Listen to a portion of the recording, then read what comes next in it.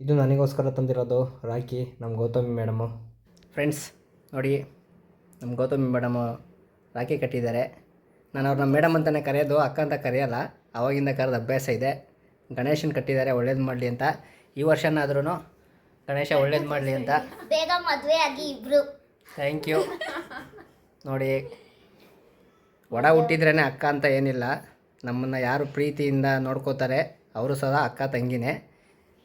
ಆದರೆ ಇವ್ರು ನನ್ನ ತಮ್ಮನ ಥರ ನೋಡ್ಕೊಳ್ಳಲ್ಲ, ಅಣ್ಣನ ಥರ ನೋಡ್ಕೋತಾರೆ. ನಾನು ಅಣ್ಣ ಅಂತೀನಿ ಅಂದರೆ ಒಪ್ಕೊಳ್ಳೋದೇ ಇಲ್ಲ ಅಂತಾರೆ. ಒಟ್ನಲ್ಲಿ ಅಣ್ಣನೋ ತಮ್ಮನೋ ಜೊತೆಲಂತೂ ಇರ್ತೀನಿ.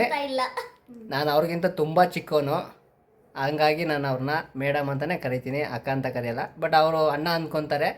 ಅಣ್ಣ ಅಲ್ಲ, ಚಿಕ್ಕವನೇ ನಾನು. ತಮ್ಮನ ಥರನೇ ಇರ್ತೀನಿ. ಅವ್ರಿಗೊಂದು 4-5 ಜನ ತಮ್ಮಂದ್ರೆ ಅವರೇ, ಅವ್ರ ಜೊತೆ ನಾನು ತಮ್ಮನ್ನೇ. ಓಕೆ ಫ್ರೆಂಡ್ಸ್, ಬಾಯ್, ಸಿಗೋಣ. ಓಕೆ ಫ್ರೆಂಡ್ಸ್, ಬಾಯ್.